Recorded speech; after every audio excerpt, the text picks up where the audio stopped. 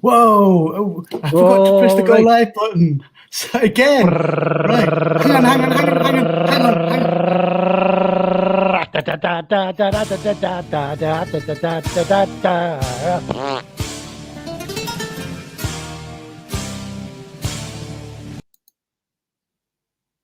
Yeah, which is the better one? Which is the better one? Come on, be honest. I don't know why that's playing. Why it's continuing to play. I'm still mystified. Well, I like yours. What's going on? There's a mystery voice somewhere. Anyway, what's been happening with you? Oh, I know what it is. Right. I know what it is. Right. Are you still there? Yeah. Oh, that's good. So there's a 10-second delay on the YouTube one, the Facebook one. So that's what the sound was in the background. So what I want to talk about tonight, Charlie, is a response to what the press, the Guardian newspaper, have said.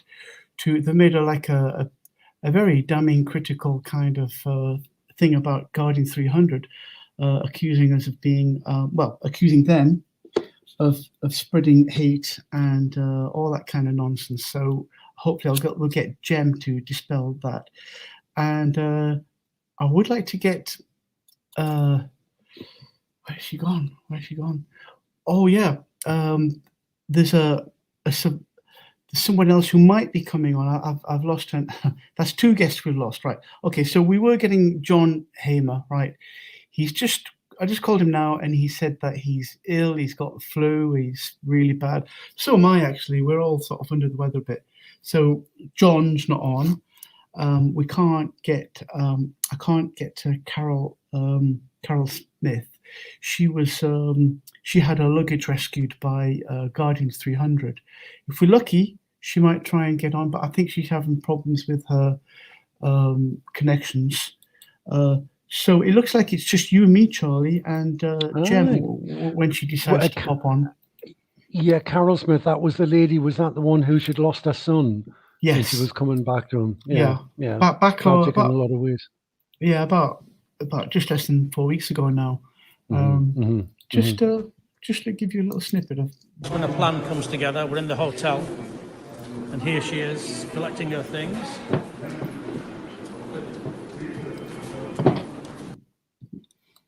Right, I've got more. I've got more on that as well, but I've got to load it up.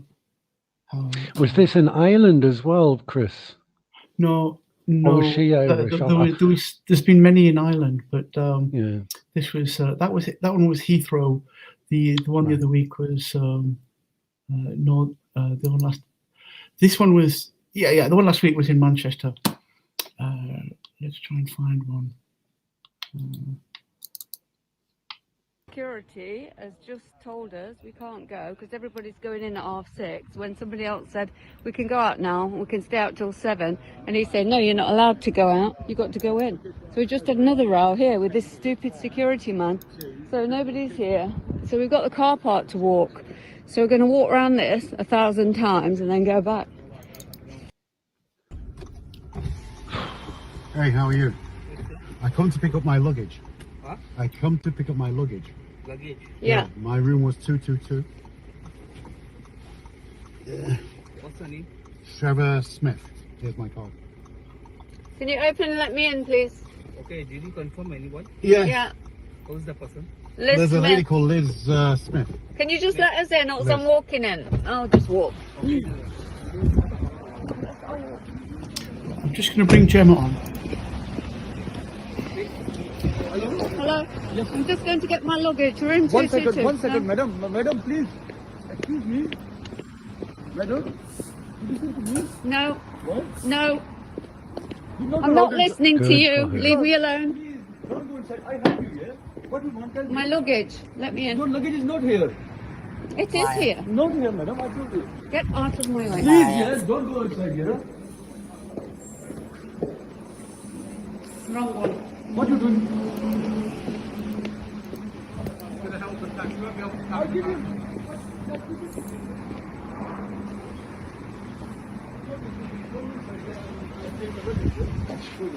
I don't know. Room 222. You can't inside. I can.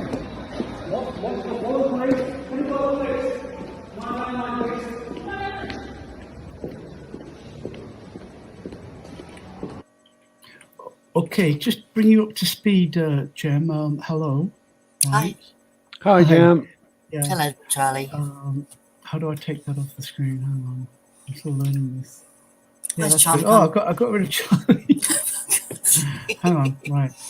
I'm still finding my way around this. Come on, Charlie. You got to come back. It might not be me. But Gemma, how are you?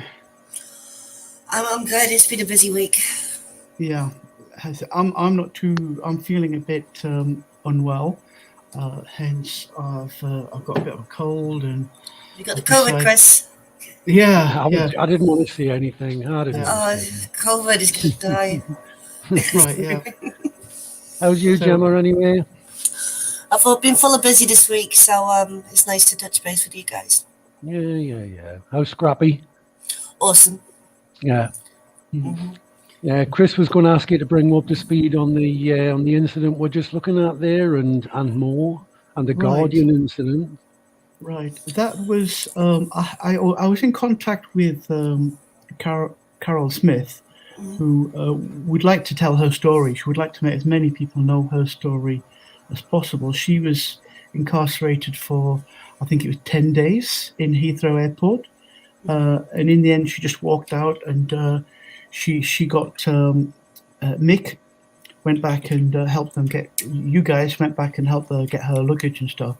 But it's a really harrowing story that she got to tell.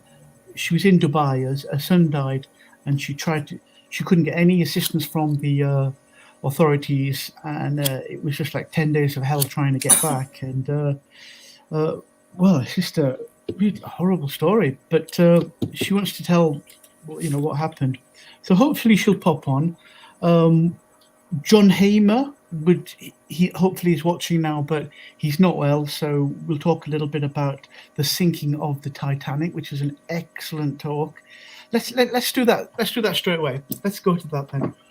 Well, guys, what did you think of the talk last week of the sinking of the Titanic? I loved it. Charlie. I loved it. There was I'd known about there were certain elements of it, where you have anyone who knows a little bit about it would know that there were elements they're responsible for setting up the Fed at the beginning of the 20th century, who mysteriously all perished on board this wreck. So I kind of knew that little bits about that, but John really filled in the blanks on it. With all the stuff that he's gone through. I mean, when he was saying things about, for instance, when did you think they discovered the wreck of the Titanic where it was? And people were saying about things like 1980 or something like that. He says, well, how about when it went down? They knew where it was right from the start. And it's like everything else that you hear. It's just a complete, total, utter fabrication. And we're the gullible people in this theatre, just sitting watching this ridiculous theatre, Well, we're not that gullible though, are we, guys? Not us, but it's a really. Oh, he's gone again. But had you heard the story before, Gemma? I've heard a lot about it. That it was sunk on purpose. It's really significant because it happened 111 years ago, and it marked the beginning of the cabal's grip of power, right? And everybody knows about 9/11 and stuff like that, but this sinking of the Titanic is a massive story. I came across it about 8 or 10 years ago, and I was fascinated on the topic for weeks and weeks. I studied everything about it. I tried talking to people and everyone, and I just couldn't get traction anywhere because they all thought I was a complete nutter conspiracy theorist. But just to bring people to speed on it, there was the line. What was it called? The shipping company that did it. Starling. Yeah, Starling was the Starline was the line. The White Starling. It was that shipping harbour in Northern Ireland, but Holland and Wolff. Yeah, Holland and Wolff. So it was like owned by J.P. Morgan, and they just had this meeting at Jekyll Island just about 7 years earlier, and they were plotting to take over the Federal Reserve, bring about World War One, World War Two, and total world domination. And so it started with the Olympic, right? There was 3 ships: Britannica, Olympic, and the Titanic, and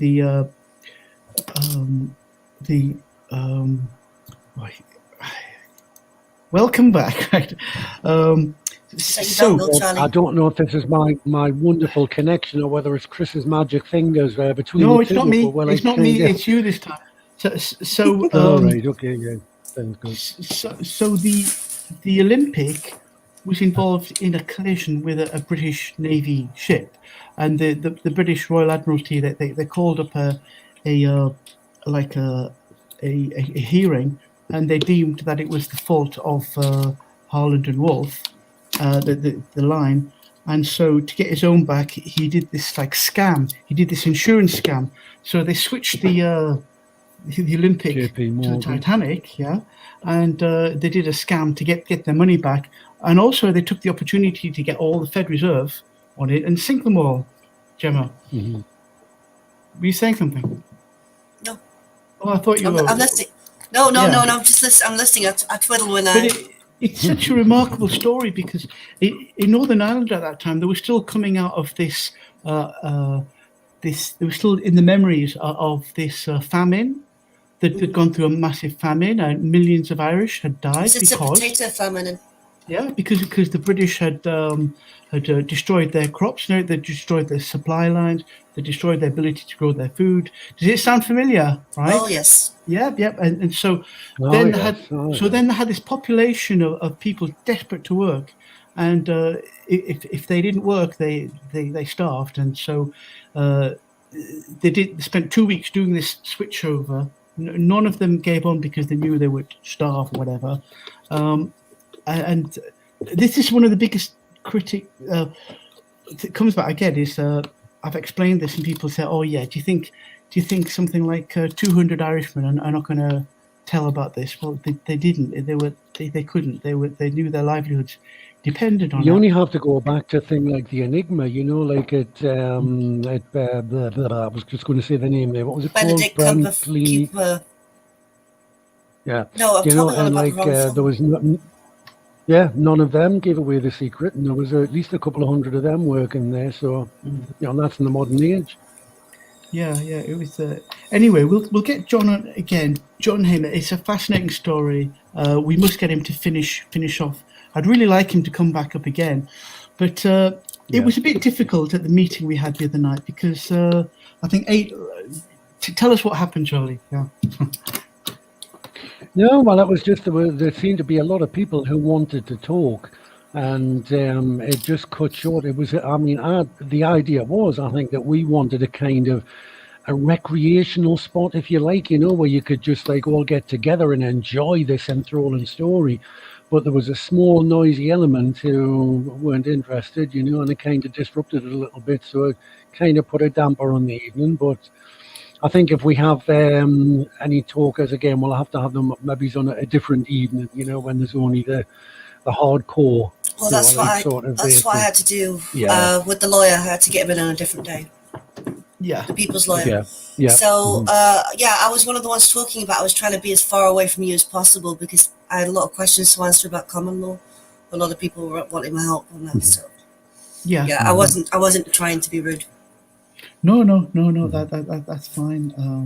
I think, I don't think people were expecting to hear that, but I think 80% were actually enthralled, and I'm glad he came up. I'm glad we did it, and hopefully we'll get him again. But we do need to somehow dampen the noise when people are speaking. The problem is that there's a lot of noise, a lot of background noise, and the walls are anybody who speaks. I know it's a good thing. It's a good thing in a way that it's like it's a bit like getting around the campfire, and everybody just talking, like sort of when people would be running around and little kids and things like that. But we're so used to the old way, like sort of everything being slick and everything on Newsnight and Panorama and everything, and it's the thing you're tied to. But no, but John, Charlie and Farrell. Oh, well, there you go. You're the most disruptive one, making all that noise, yes. Chasing Scrappy through the crowd and that, yeah. Scrappy! Yeah. Scrappy! Come here, Yeah, but John's into all kinds of conspiracies, and he's into all, the JFK 9/11, the lot, you name it, and they're all linked. They're all exactly the same. We've all got the same elements in them, the same things that we're going through today. Like when you mentioned about like the potato famine, and you think now where we're hearing this story again, all coming up all over again. Yeah.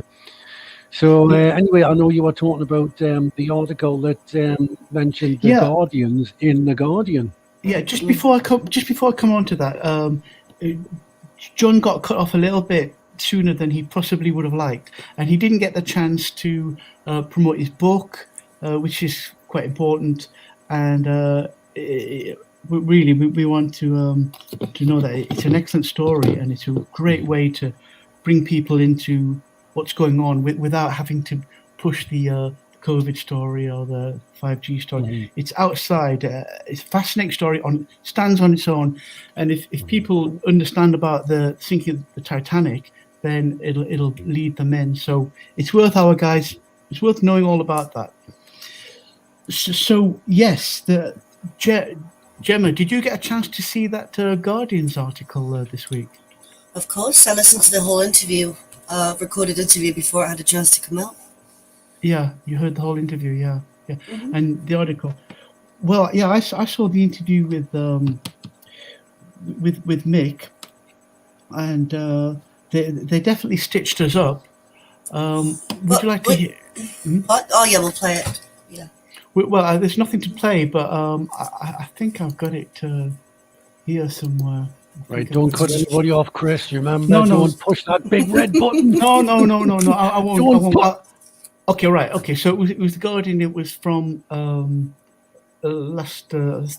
by Ben Quinn on the 2nd of July, and it said England's chief medical officer and other public servants have become the focus of anti-lockdown activists. Social media companies have been accused of taking their eye off the ball over online death threats against public servants, such as Chris Whitty, after he became the focus of violent language in channels set up by anti-lockdown activists and far-right members.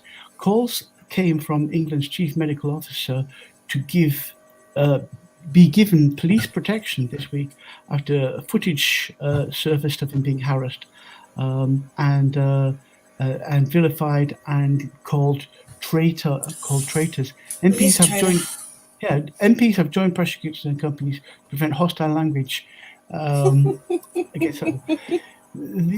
I'll just read 2 more paragraphs, Jem. The calls come the same week as Facebook, Google, Twitter, TikTok committed to tackle the abuse of women on their platforms with radical overhaul. One of the groups where violent language against Whitty has appeared is Guardian 300, which has more than 3,600 members on the instant message Telegram app. Thank you for the publicity. The group was founded by former British Army Captain Michael Stott, who has addressed anti-lockdown gatherings in person and is trying to recruit a force of common law constables to outnumber the police, who he believes are acting unlawfully. Jem, what do you say? Well, we knew that we're going to try and smear us. We were always going to try and paint us as some kind of far-right extremist group, eventually terrorists, because I just see that coming. To be honest, I mean, poor Whitty, where did the bad words hurt you? He's actually got blood on his hands. And they're trying to maybe insinuate that we are trying to cause this hate speech. People are feeling this. The guy is guilty. He's guilty. Is from what he's done. He's got loads of deaths on his hands. It's the general public consensus, but they're trying to smear that onto just one particular group. Can I just say, Gemma, that's your opinion, right? Yes, it is my opinion. my opinion. opinions, right? What they do all the time, Yeah. this is the thing that they do with all groups. What they'll do is, all groups are like sort of a universe of different people. So you're going to get people, you're going to get working class people, Yes. sorry for stereotyping, but you're going to get professional people, blah, blah, blah, blah. Now, on all of these groups, you're going to get these little sections of people who will say things. It's going to be inevitable. And it's the Well- same as when they had like sort of the fascist groups, you know, like when we go back to 3 or 4 years or something, and it didn't matter how much they ranted and raved, you know, like sort of with racist speech, that was never raised. It was always they would pick out the one or two from the other groups and say, oh, look at this hate speech on here. They do it selectively, so we know that we know the game. It's the same game they've played for years and years and years. Yeah. Well, we've made it very, very clear that we stand under common law where you cause no loss, harm, or damage. So if we literally actively go through the discussions group and to delete anything inflammatory, because we're going to be getting infiltrated all the time, to stop the movement kind of going in this direction. We're trying to remain lawful. Well, we are remaining lawful. We're going to stand by our rules, our values, our core beliefs. And yeah, the public opinion, it's up to them what they think and feel. Yeah. Can I say, Gemma, we can't say he's guilty because good point. Yes, you're right. we have to. These are opinions, and we don't want to accuse the. We want full, proper disclosure. We want common law courts. We want all of this information to come jury out. with the jury. Yeah. So we don't come to any verdicts. We want the truth to be exposed. You are absolutely correct, Chris. That was the wrong use of words entirely. Yeah. But yes, as I said, in response to the article, we knew it was coming. Hence why we Mick, who I think held his own very well during the interview, fantastically. I think.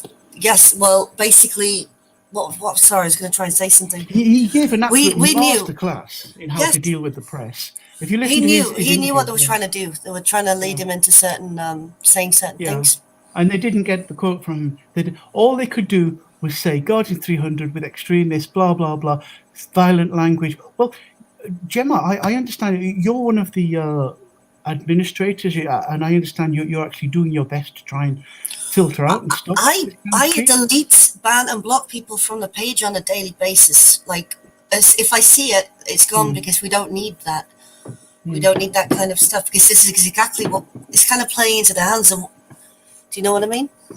Yeah, let me continue. The channel distributes false claims by conspiracy theorists accusing Whitty of ordering drugs to be used to kill COVID-19 patients.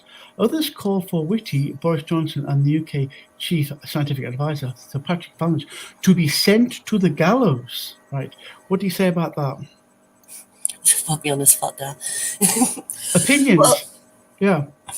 Just opinions. I mean, we're talking about protecting things such as free speech and things like that. So it's a very delicate subject to speak about, in my opinion, with everything that's going on.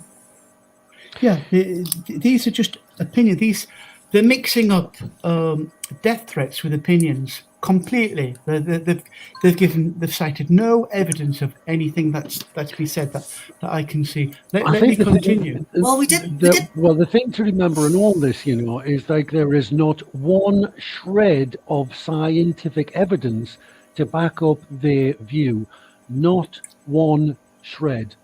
Not one shred.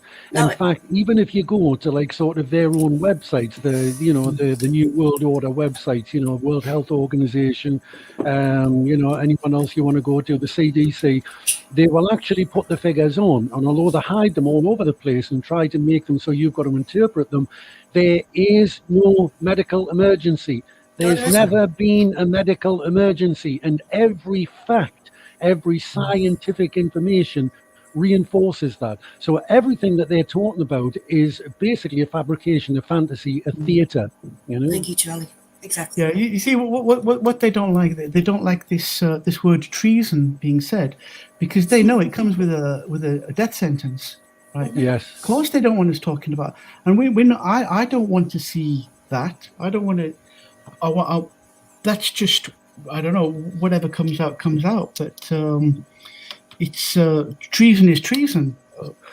Well, we have like this week as well. Did you say that Rainer Fulmich was he's headed, the one who's heading the international effort to prosecute certain countries. They've served papers on Canada, and they're looking for other rounded other areas as well.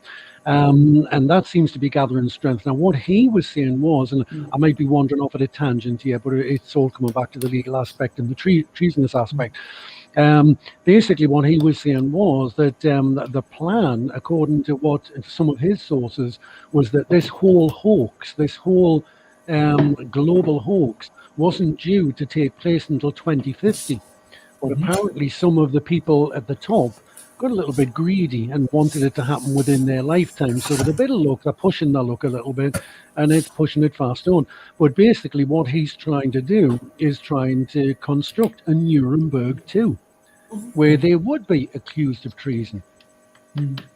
And that's what the trials are about. It's not just about ending this thing. We don't want to go back to normal. No, we don't. Or the abnormal, like sort of the way people used to know it. Just existing. We're awake to it now. Yeah, exists. Well, in slavery, I've often said if there are aliens out there, we would be known as the slave planet, or the slave, or depending on your point of view, the slave territory, shall we say? Yeah. And that's what we do, and we'll have to escape from this, but someone has to be held accountable for it, I'm afraid. So although it might seem a little bit ruthless, someone has to not just, I don't want to think just for retribution, but it has to show that if people do this again, they have to know what the consequences are, which is what punishment is about.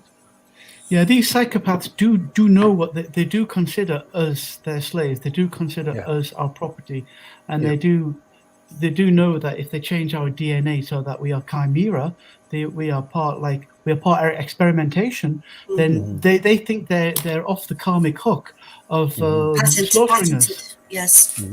Yeah, no human rights apply. Patented, yeah.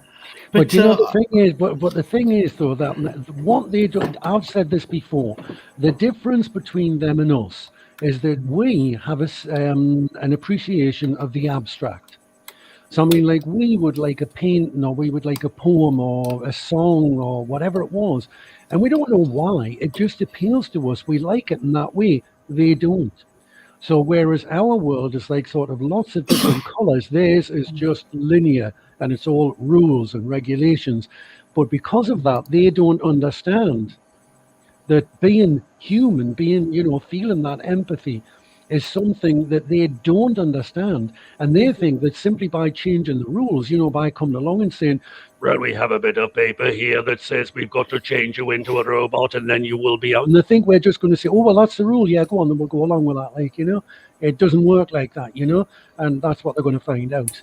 Hopefully sooner than later. Well, yeah, we're dealing with AI, so they can mimic what causes us to react. And I understand that. Is that the digital twin there, Chris?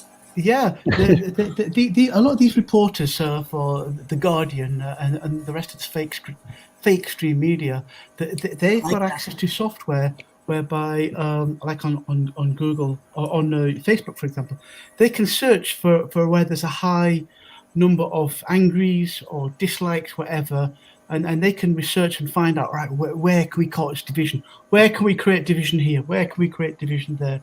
And they've got all the tools to do this. So they understand what makes us react, right? But they don't understand the reasons why it makes us react. That's right. It's all algorithms. Yeah. Yeah. It's strange as well, when I was just saying today about like when they fact check things. It's more significant the subjects that they fact check than the content. The rabid on like sort of specific little niche things, and it's all these people on the outside of the argument who think we're crazy. These are the kind of things where they should tune into and basically find out. Well, Charlie, when we had that meeting in Middlesbrough about 3 or 4 weeks ago, there was something in the Gazette the next day, and it was all my picked footage that I recognised, that I made public. They like 50 people were there, blah blah blah, and they walked through Middlesbrough, and that was it. That was all they said. And then they went into about the rest of the article was all about, the new restrictions. They must bring in this, must have that, these transmissions, blah, blah, blah. So they used our thing as a hook for them to do their propaganda, which this must stop. Quite often. And this Ben Quayle, this Ben, what's he called? Ben, right? Let's get his name out there. Ben Quinn, right? Ben Quinn. Ben Quinn and those, we're putting these guys on notice, right? They are collaborators. Guilty. They are definitely collaborators, but they are also they've got a duty of responsibility to foster what's it called? Consent, fully, and balance. Yes, full sort of aware consent, but they're not. They're pushing this propaganda. So they need to know what could be coming to them. Now I just remembered a story, right? I must tell you this. About 40 years ago, when I was about 28, 29 or something, I was doing an evening class, and one of the guys on the class was from Jersey, and he was like about my dad's age, and I knew he was from Jersey, and I asked him once, I understand that you were occupied by the Nazis. He said, yeah. I said, do you remember them? He said, yeah, I remember them. And he said, because he was just a little boy, he said, they were nice and friendly. They used to want to play football with us. But he said, my parents wouldn't let me work with them because he said, don't trust them. And they had to curfew every night. They had to do all this stuff that we're doing now. And then he said, at the end of the war, when there was Germans were getting demoralized because the British were carpet bombing all of their cities. I think there was something like 10 million civilians were carpet bombed by Bomber Harris and the British and the Americans and everything, because they were their enemy, right? Anyway, so they became demoralized, and the Germans they left. We know they left a small number behind who have been underground since then. That's a different story. But he said the collaborators had a big price to pay. The council workers who collaborated with them, they were executed. They were publicly executed, and he witnessed it. And he told me from his mouth. I heard him, right? It's what he witnessed. So I'm like he was the first witness account. They executed the councillors and all the collaborators. This is in Jersey, right? Mm-hmm. So just take note. Take note, people. That's not a threat. That's right. It's not a threat. An observation, right? Mm-hmm. Mm-hmm. Mm-hmm. It happens. And this is what people history. have to remember. Yeah. Mm. Yeah, So, because people have this idea that, like, that war criminals are simply like the generals and the politicians. They better get it into their head that it's not. It's people like in education, it's people in media. Certainly, the media are the most healthcare. Yeah, all of these people, they'll all be held accountable. Do either of you two have heard any information? I heard it through my landlord that everybody that works for the NHS is to be awarded George's Cross for bravery. St. George's Cross for bravery. Have you heard of this? Who received it? NHS workers. Oh, right. Well, yeah, they've just celebrated 72 years birthday the other day. The NHS, this National Death Service. Yeah, horrendous. Have you seen the? Charlie. Yeah, Charlie's gone. Hang on, he's trying to come back. Charlie's trying to come back. Yeah. Do you remember the Olympic? Do you remember the opening ceremony of the Olympics, Gemma? Did you see it? I remember it very well. A big satanic ritual, all heralding what was about to happen with the NHS, and there were all those thousands of beds. There was a big COVID thing. They've had this planned a long time, and so they put all this stuff in our subconscious mind. We can't quite piece it all together, and then when it starts to happen, it's their way of thinking. Oh well, we told you. They think they think they can cheat their karma by saying, well, we told you, you didn't object to it, but we know. I mean, this time they've done it many times. Well, but this time we are the ones getting traction. No wonder they're getting scared, like this Ben Quinn from The Guardian. I mean, he's just doing what he's told to do, but all of the journalists, all of the MPs, all of But he's complicit. He's doing it. He's complicit in it. Yeah, like the train drivers to Auschwitz and all of that. You know, now, I know for a damn fact there are some people within the BBC that are actually coming forward, and they're going to do some whistleblowing on the censorship within the BBC. Yeah. Okay. I think let's see what's happened to Charlie. I've got something. It's his dongle. I think it's his dongle. Charlie and his dongle. Right. Okay, Charlie, don't go. Right. I just want to lighten things a bit and just tell a little joke that I thought it was quite funny, right? So a politician, a TV reporter, and a British soldier were captured by ISIS. They were, as usual, they were sentenced to death by beheading. Unexpectedly, the ISIS leader said they could have any one last request before the sentence was carried out. The politician asked, I'd like a rendering of "Keep the Red Flag Flying." And the reporter said, I'd like my beheading to be televised so that everyone can see my dead face on TV. And the trooper asked to be kicked 3 times in the arse, right? So the trooper was such an unusual request that ISIS decided to carry it his first. And as the last kick landed, the trooper pulled out a hidden 9mm pistol from his smock and shot the 3 terrorists, grabbed their fallen AK-47s and shot dead the rest. The other 2 prisoners were amazed and asked why he requested to be kicked 3 times before drawing his gun. Because, said the trooper, when we get back to the UK, I don't want you pair of arseholes saying it was an unprovoked attack. Fair enough. Yeah, I just thought that was funny.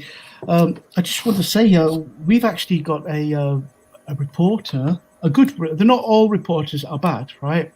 They've probably lost their. I think Charlie's going to his other room where he gets a better reception. Okay.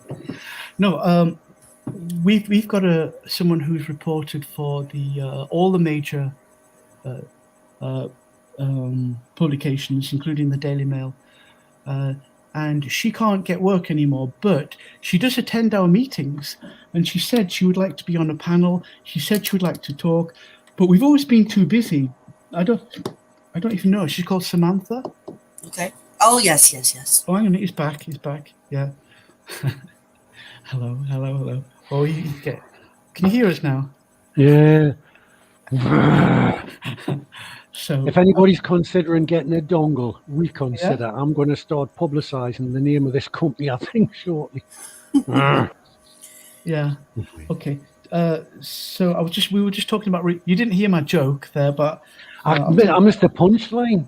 The punchline was strange crest. Right? Why did he want to be kicked in the arse first? It's because he didn't want the other 2 arseholes going back and claiming that it was an unprovoked attack.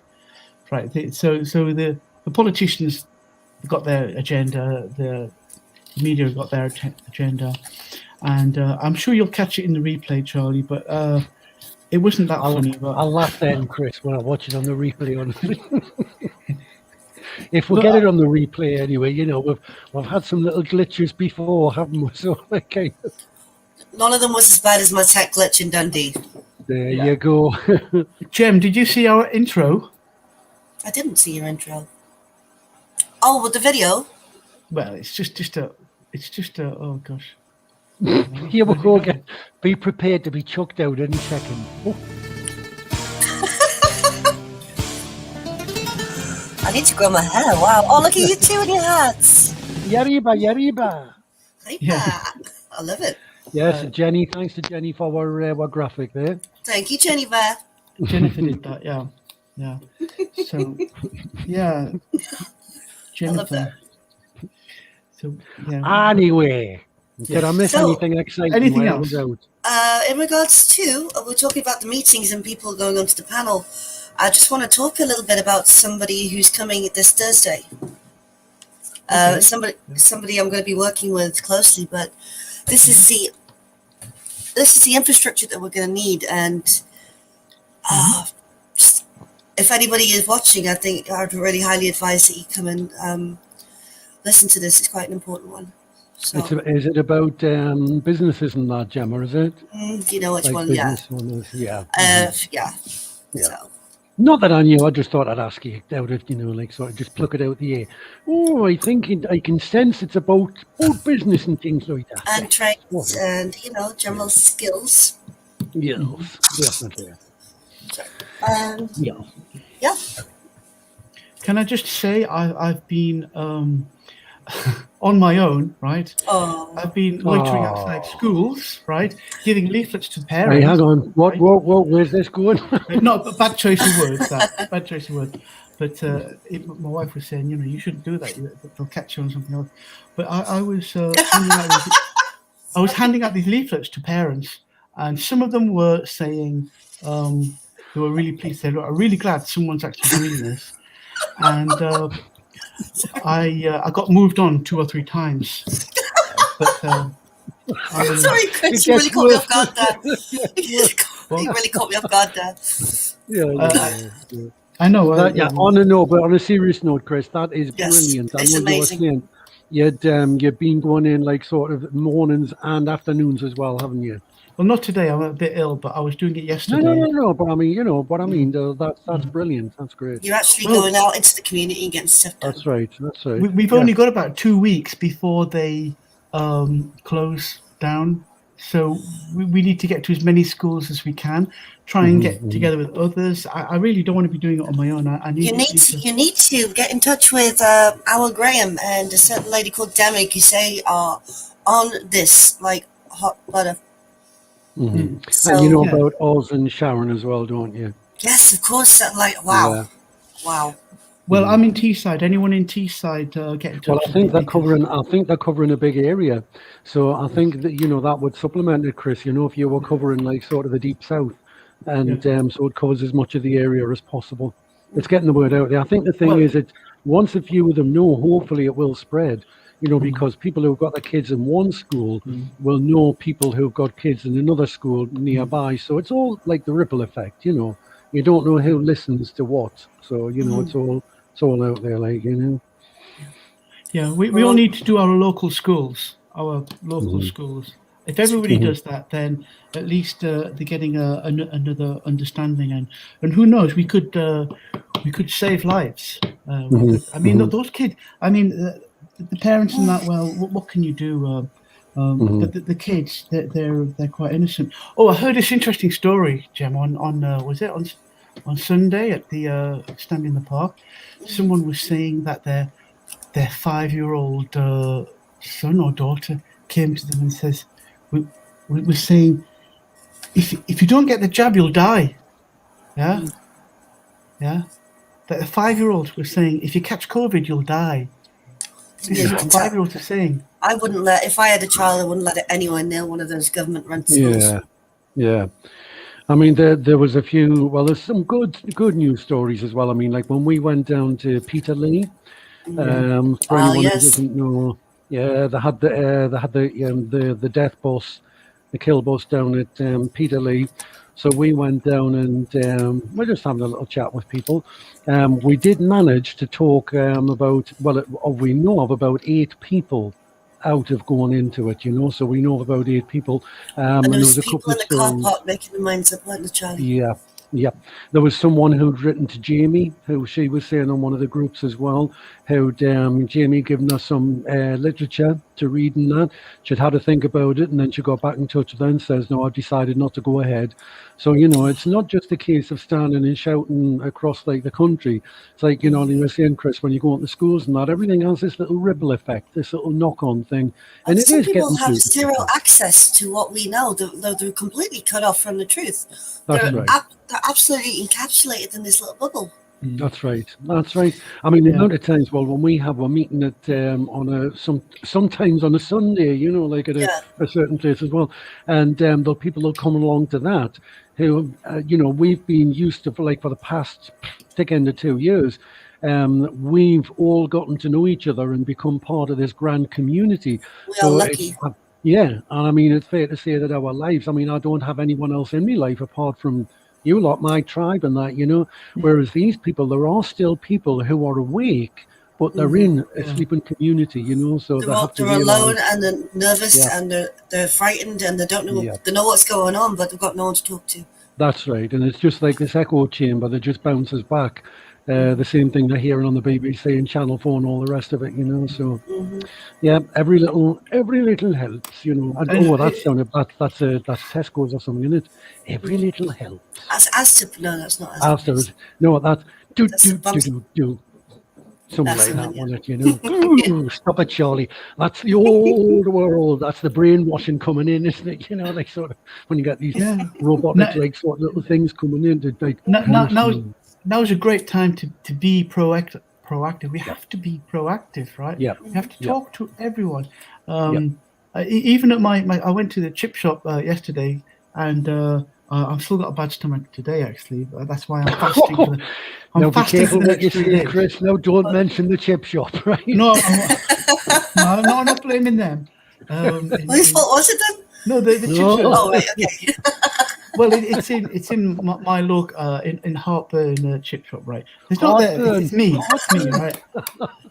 And they've got signs on the door that say only two only, and I walked away and I thought I should have mentioned. Look, take those down now. You can take them down.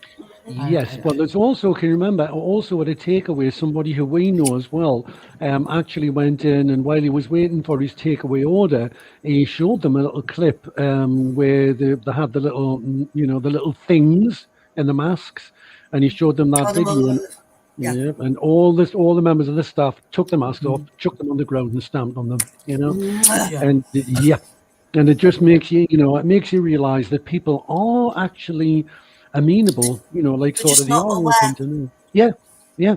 And as I say, if you get these people who are just in this kind of soft echo chamber where all they're hearing is just like sort of this globalist view just echoing back at them, even though they've got this thing in their mind. I mean, well, we'll all be the same. I mean, whenever you meet anyone, you always straight away you look for like sort of that little in as to how you can, like, you know, I mean sometimes it's a bit sledgehammer, you know, but that was another story.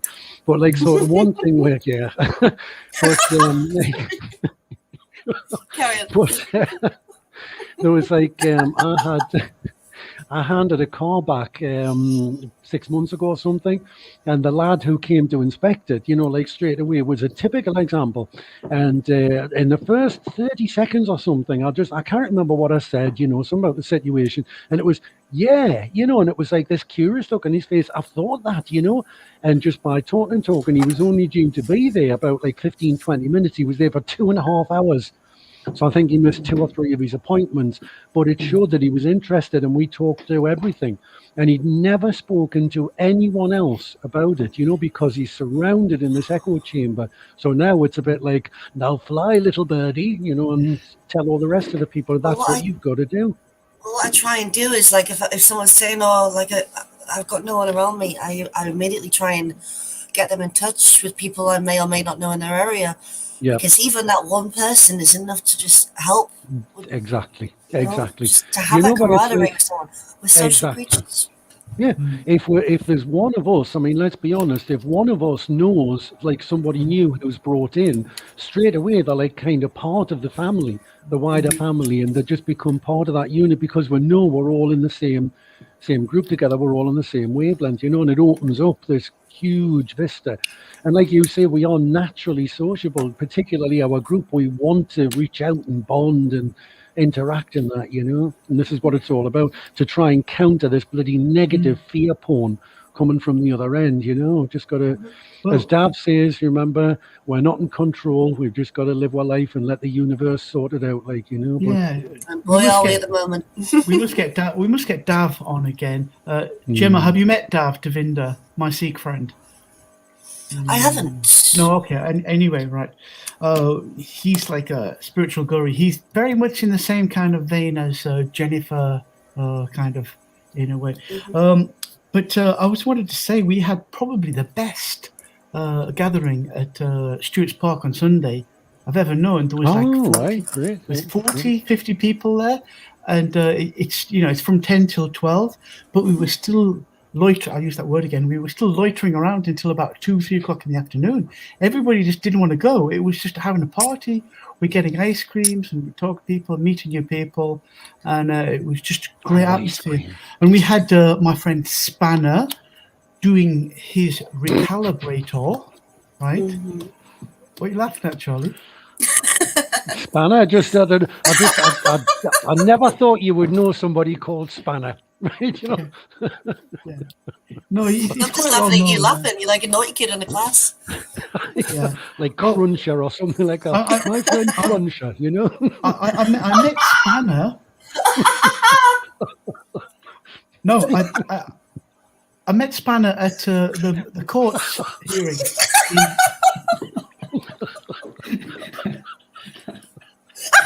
Shall we continue?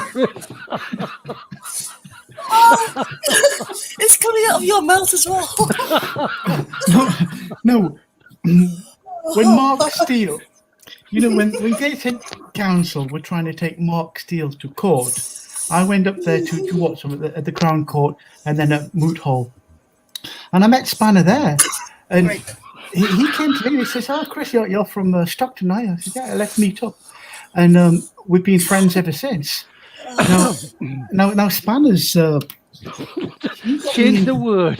Just say this bloke or something. Alan, like Alan Key, would just change the tone. Yeah.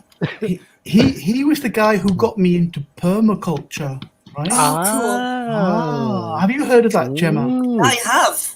You have, yes. Permaculture. It's how we can live straight from the land. We don't need any.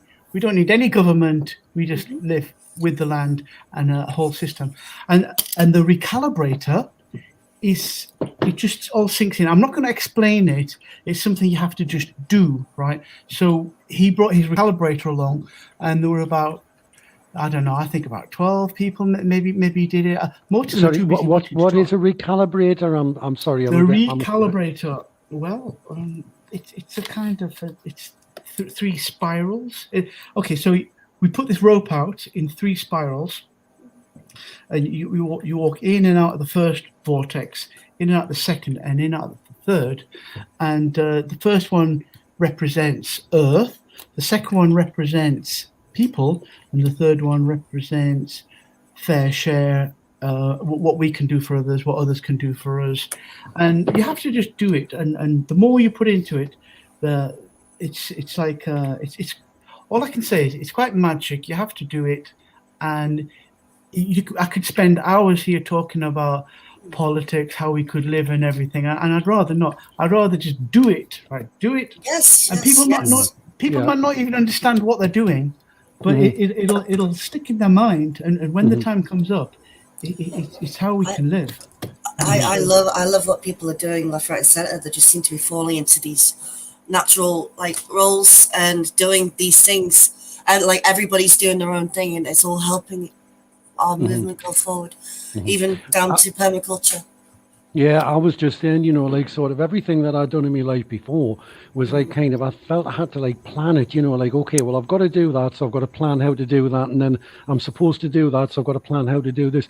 Whereas what we've been doing, I've just found that like I just do it because you just do it, you know, it's just something you see a gap that needs filled, and if you've got the skill set to do it, just do it. Yeah, you know, and it's like like a job interview, we need it done. Yeah, exactly, yeah. So like Chris with these, you know, like sort of permaculture and that, you know, it's like it's spot on. That's what we should be doing, living in community. So in regards to our entire system, as you know, with David Edelman, he's mentioned that the government has pretty much taken over everything in regards to education, school, health, food, banks, everything that we need. But the education system, they have completely written out. We no longer learn Latin, common law, any life survival skills. I noticed this when I was in school. You don't even learn anything about how to buy a house, how to pay your taxes. We've just been dumbed down. And then as soon as you leave, you get hit with this wall of stress and, oh my God, what's all this, Yep. This is it. I mean, well, I always see it as being like sort of we're kept slaves, and we've even got to pay for our prison. You know, No, we do. you spend your whole life It's paying for your own prison. extortionate. Yeah. The prices of houses. I mean, the banks have done it on purpose, and it's their way where you know, it's going to get to the point where nobody can afford it anymore, and they're going to come in and they own the house. Well, you know what the plan is globally, Oh, don't yeah. you? What they're going to do, yeah. So they're going to be getting like the big companies to buy up all the houses, and so they own them all. So they control the leases. So they also control the finances, like the loans and everything. You You will know, so they're own going to nothing, and you control will be everything. happy. That's it, exactly. Now, Yeah. Christopher, Yeah. I've posted a video in a certain marketing group. I think it's the last thing posted, and it's something very interesting about our right to protest under statute law. By the way, not. Under statute law, yeah. Well, you- yeah, that's the bet. We need statute laws as well to throw back at them, right? Because Play them at their own game if you can. Yeah. This is one thing Ian R. Crane told me. I had very few conversations with Ian R. Crane, but he used to come up to get Newcastle as well to see Mark Steele's trials and one of the things he told me was get the constitution of your council, learn it all, and use their laws against them. Yeah, that's what he said. So it's all very well knowing that we've common law stands above and natural law stands above statute law, but you know, if we get them on their statutes, then you know we've got them. Yeah. Mm-hmm. So well, one of the things what I was saying was that subject, because I just asked Gemma before I forget. Do you know the website where you go on to register your birth certificate for common law? What is it? Just common law court or something? Yeah. www.commonlawcourt.com. I'm sure I tried that and it blew a raspberry at us.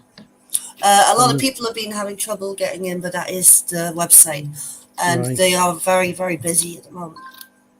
Yeah, but I mean, it literally didn't even. It would just said it didn't exist. The site didn't exist. So a lot of people were thinking that they might be trying to blanket. Yeah, maybe some kind of thing. Yeah. So there's a lot weirder things going on with technology at the moment. Don't get mad. Yeah. So www.commonlaw.com. All one word. Common Law Court. Common Law Court. Common Law Court. Sorry, commonlawcourt.com. Right. Okay. Right, and all one word. Right, I'll have a check out. So it is coming up. Did you meet John Smith, Gemma? Did you meet John Smith? Yes, Smith, I did. Right? Yeah. Great guy, isn't he? He's a great guy. Absolutely lovely man. Yeah. Could you understand what he was saying?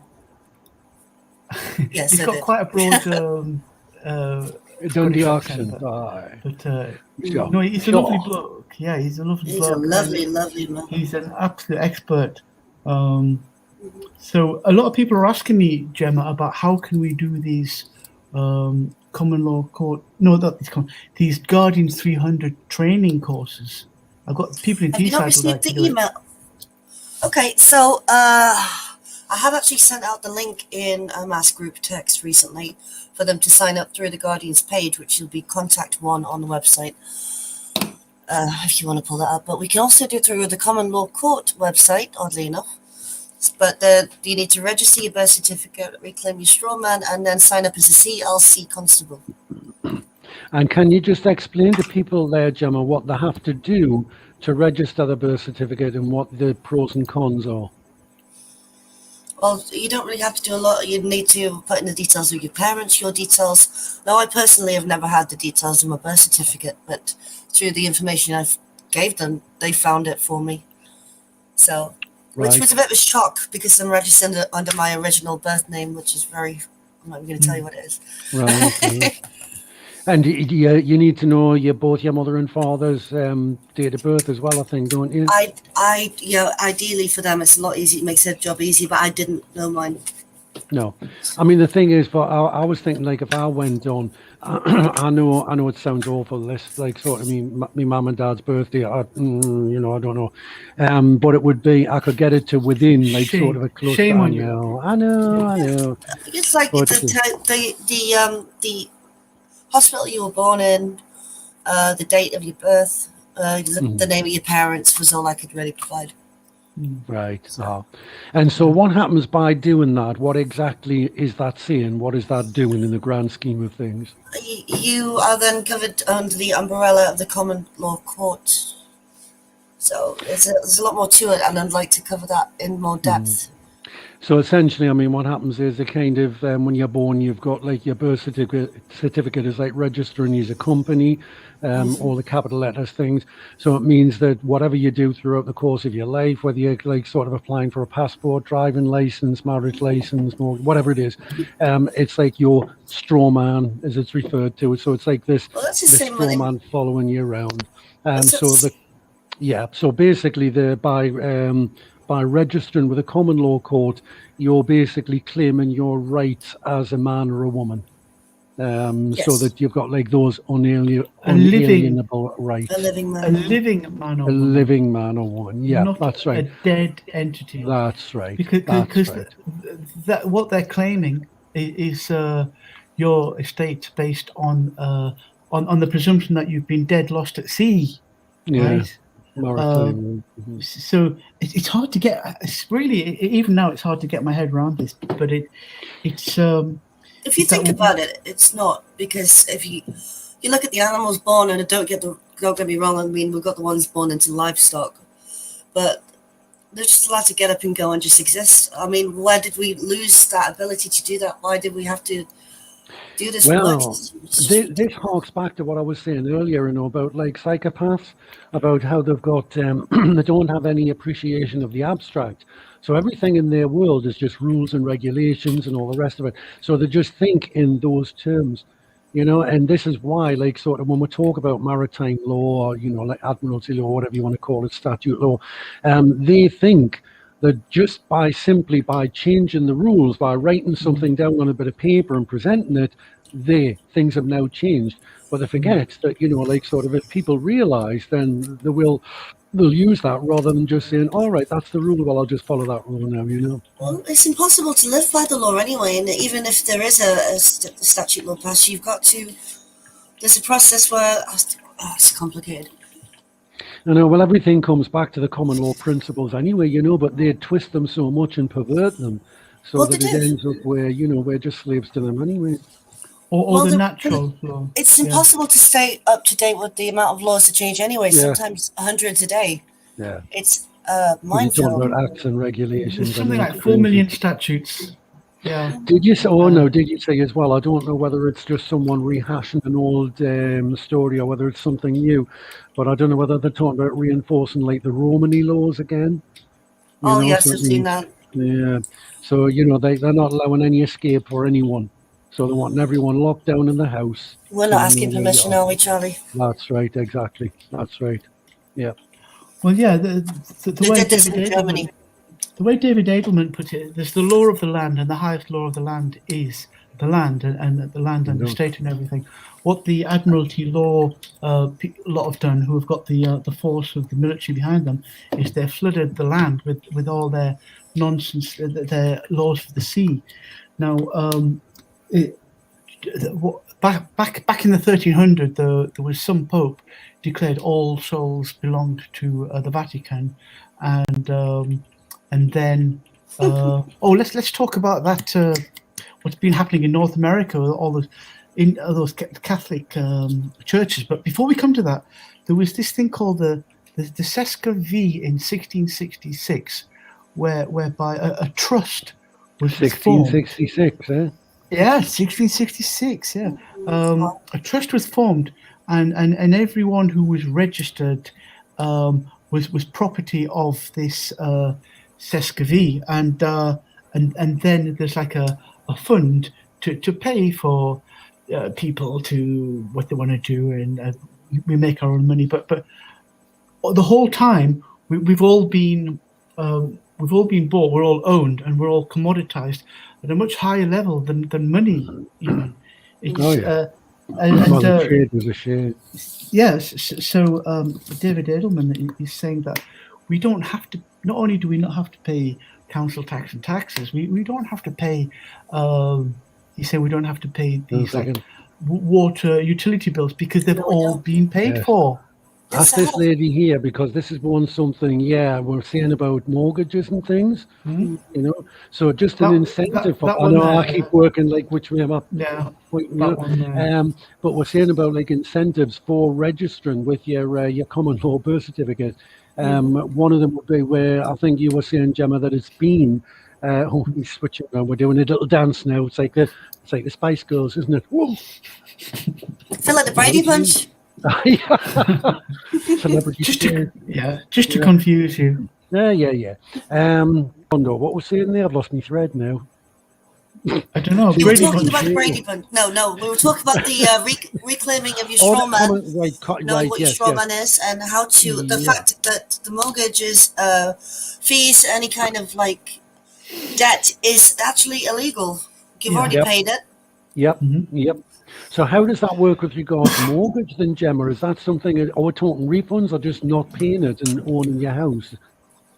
Yeah, we're talking refunds. Right. Excellent. And people have actually succeeded in doing that, have they? Yes, they have. You're gonna meet a girl that's actually doing a lot of work in that area in 2 weeks' time on a special place. Brilliant. Not in her special place, in our special place. Yeah. Mm-hmm. Is that at our local meeting? Right. Not next week, but the week after. We've also got someone speaking about law next week, and then the week after as well. All right. Well, I booked this in a while ago, so we'll have to get them both to chat. All right. No. I thought you were telling me. This week we've got our community talk, and then not next week, but the week after, we've got what we're doing with that particular lady. Stacey Watkinson. Have we got any chance of bringing Stacey up? That was Stacey. She's coming in 2 weeks. That is Stacey, excellent. Mm-hmm. Excellent. Oh, she's great, She's great. She just says it how it is, doesn't she? Yeah. Yeah.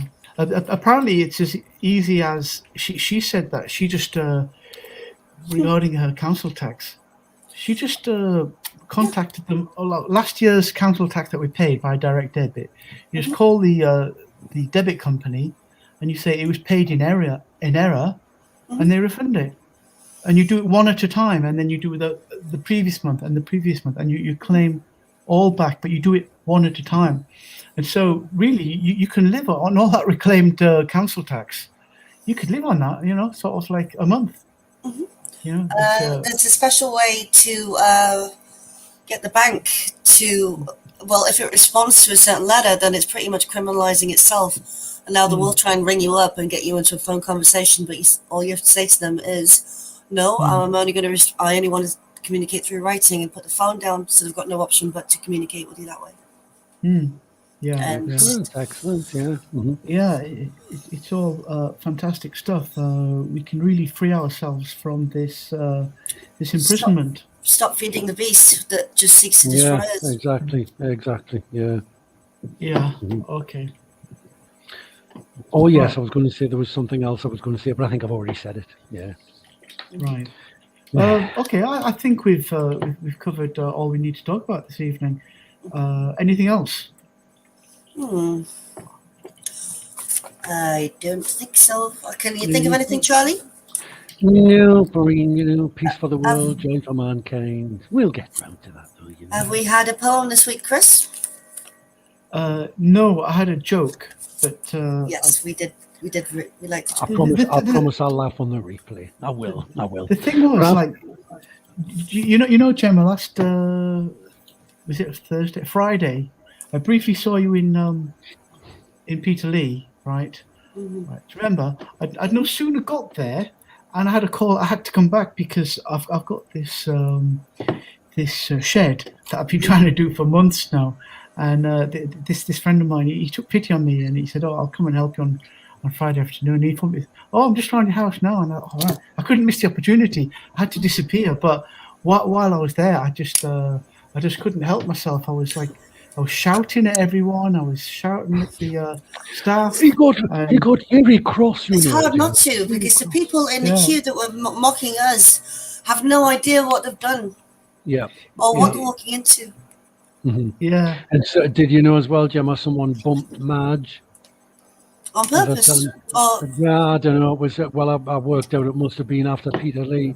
So Madge's got a little bump in her side. There was the lad I know who does body work, pushed a little bit of it out, but she's got a hole in her bum, and I need to, like a grommet thing that's come out, so I need to shove another grommet in the hole because it's getting a bit wet now, like, you know. So we'll have to stop the rain from getting in, like. I don't know why I said that in an Irish accent. It must have just suited the story. Yeah. So it did. Anyway. So anyway, hopefully I'll have my shed ready soon, maybe another few weeks, and I'll have to invite you guys up to have a meeting in my shed. It's just in the woods. I would like you guys to come over to my place. Yes, Gemma's got a nice little We've been meaning to have a little soiree in the garden for a while, so that'd be nice to have everybody around. Yeah, and just a few other close friends, and we need some alternative venues as well. We found a place in Teesside now, right? After our meeting at Stuart's Park, we went to this pub, and I bumped into other people I knew. They're just because they know the landlord, they know it's like a freedom. Did you meet Cruncher there, Chris? Spanner. Sorry. Did you meet Spanner there? Well, Spanner, would you like a pint? Oh, well, this is a strange coincidence, right? Spanner lives about 5 houses away. Don't laugh, Charlie. You're making me laugh. No, isn't that amazing? And I was up at our meeting place a couple of weeks ago when I said, "Is anyone from Stockton here?" And this girl, I think she called Carla or something. She says, "Yeah, I'm from this place, and I live on this street." And I said, "Can you give us a lift home?" No. And she said, "And I know Spanner." I said, "No." I said, "Do you know Spanner?" She said, "Yes, she did, because he came in her shop once. I think he wanted hair extensions or something. He's completely bald now, anyway." Hair extensions. I don't know. So she runs a beautician's, right? And they got talking, and it turns out that she comes all the way up to our meeting in Northumberland, right? Oh, I gave it away there. I hope. Anyway, but isn't that a coincidence, right? Yeah. There are no coincidences. The universal synchronicities, and they're happening for us. We're on the right path. Yeah, absolutely. Yeah. And I've got this image of Spanner now. I kind of get this image of Spanner out of my head now. He's got extensions, you know. No, he's got no hair now, anyway. Right. You know what the extensions are? He does the recalibrator, and I'd see maybe we could talk our Northumberland lot to him coming along on doing it there. You know, do you think doing what? What's he going to do? Allowing people the opportunity to be recalibrated. Yes. Yeah. Yeah, I'm sure Gemma would be up for that, wouldn't you? Be recalibrated. Do you think I need to be recalibrated? Oh, yeah, no, all of us. Oh, you good, Miss Moneypenny. Oh, yeah. Probably not, but why does it do Sean Connery? I don't know. It's like meditation. It's like mindfulness. Mindfulness kind of Welsh. Oh, right there, boy. It depends which part of Wales you're talking about now, isn't it? And you know the good thing is, right? I've known, like, I met Spanner at the court, and he does this permaculture thing. Naughty boy, Charlie. We've got this farm, and but his gang are all the Extinction Rebellion gang. Are all the Extinction Rebellion gang, right? Mm-hmm. They're not all bad people, right? But they've got a No, of course not. No. Yeah, you know, they think that carbon and all that stuff, but apart from that, they're good people. So it's nice that he's now come along to our side, and so have a lot of people from Extinction Rebellion in London last week, going down on the coaches.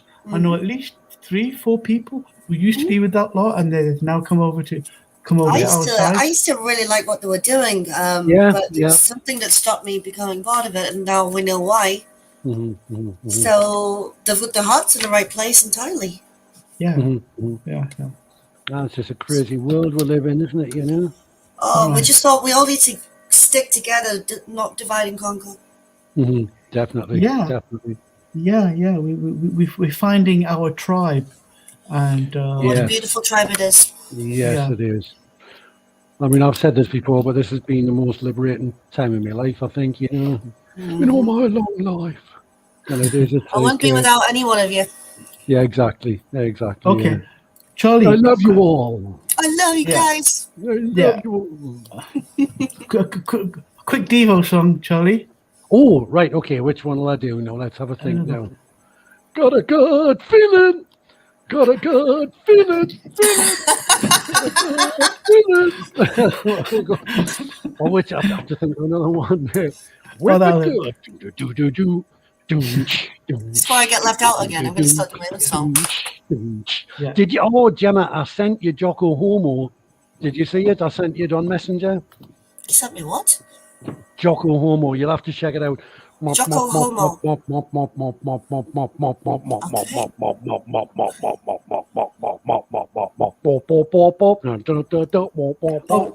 That's the one. I am so excited. We lost our tails, evolving up from little snails. I say it's all just wind and sails. Chris, are we not men? We are Devo. Are we not men? We are Devo. Just a heads up for you two. Just a heads up for you two. My iPhone is completely gone, so I am no longer on WhatsApp. You just because you don't like me singing. No, This isn't an iPhone. You're on my computer. So okay. My iPhone is completely gone, so you can only reach me through my Nokia. Okay. And Next week we'll put our hazmat suits on and do Devo. Right. Okay. Right. We're gonna check out. Right. Yeah. Bye, guys. Bye. Goodbye. Bye. See you later. Bye. Goodbye. bye.